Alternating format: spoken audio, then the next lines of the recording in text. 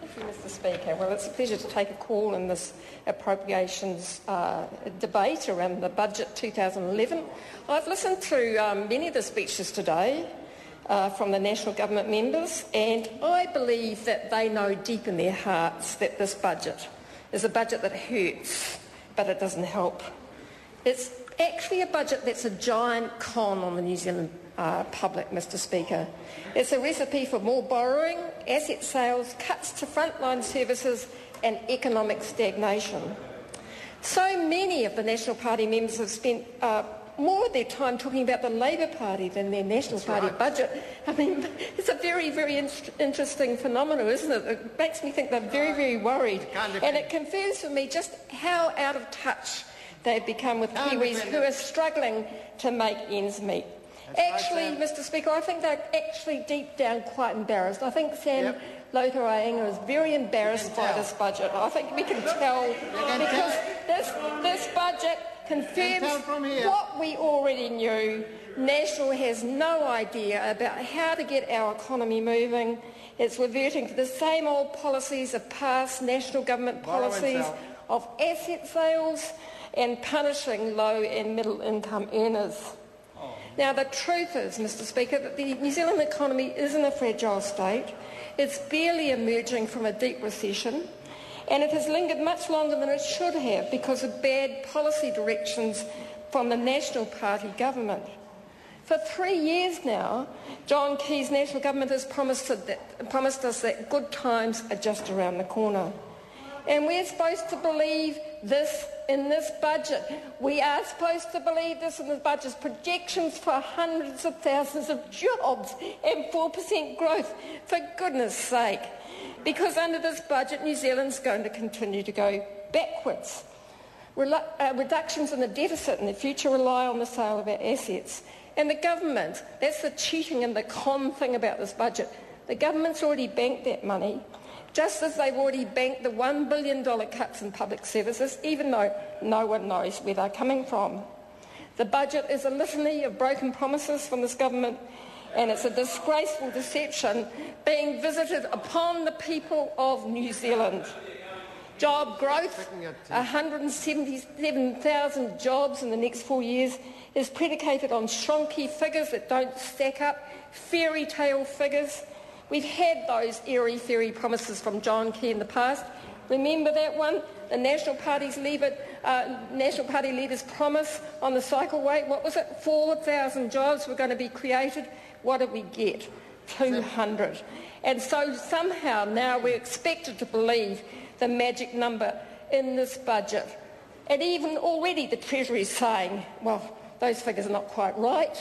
We've seen them before in past budgets. They don't stack up. And along with all of the other things that we've heard from the National Party leader, John Key, he promised to close the wage gap with Australia. But now the 30% wage gap with Australia has become a competitive advantage, according to Bill English. Mr Speaker, a couple of weeks ago, Paula Bennett declared to this House that any job is a good job. I thought that was incredibly revealing, because it shows a stark difference between the national government of John Key and the Labour opposition.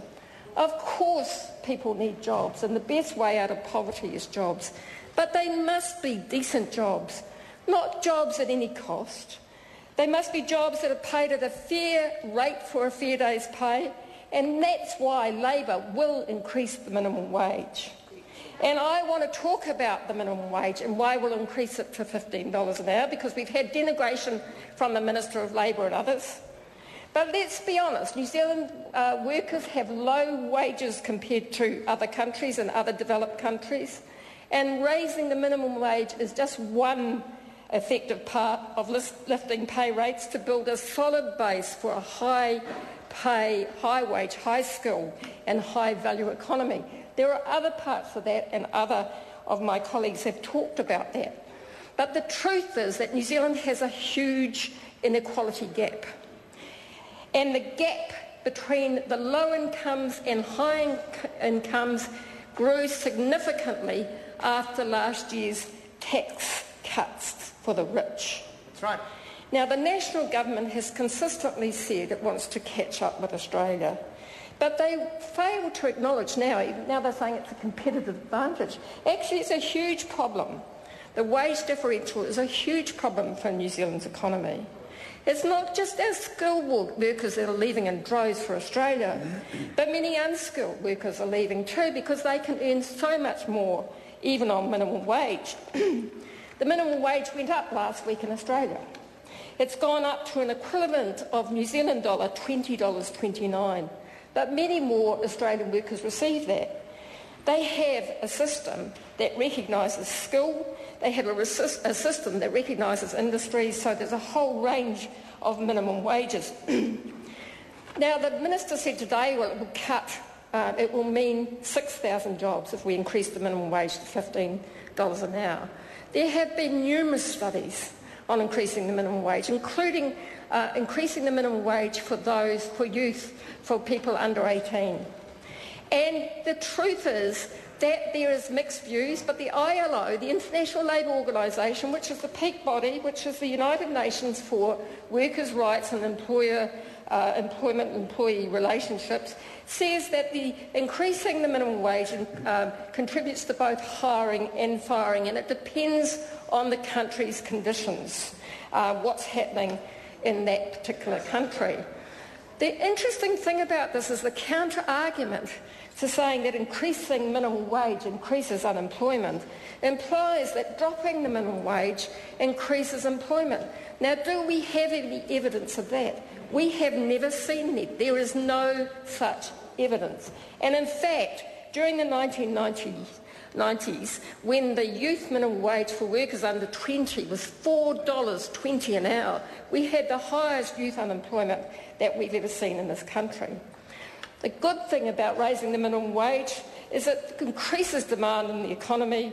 Low-income people spend most of what they earn. Increasing the minimum wage is a much more effective measure for the economy than tax cuts for people with already high incomes. Actions speak louder than words, Mr. Speaker. In tough times, we do have to make choices and we do have to choose what those priorities.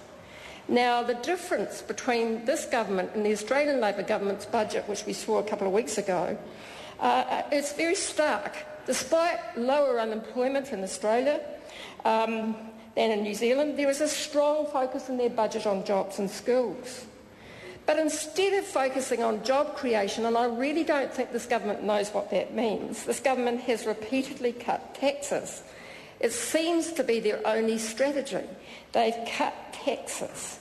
And so those on personal incomes and benefiting from company profits have had a bonanza, with a total cost of the two tax cuts since National became the government of over $5 billion a year.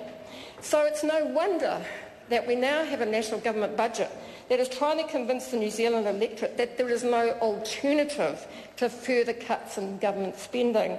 The last time I heard that was from Ruth Richardson and Bill Birch. So there's other cuts in the budget that, if I had time, I would talk about. For example, this government appears to have given up on productivity and worker engagement. They think productivity comes from building more roads. They don't seem to understand that productivity changes happen in the workplace. Yes, it's businesses that grow our economy, but who's part of business?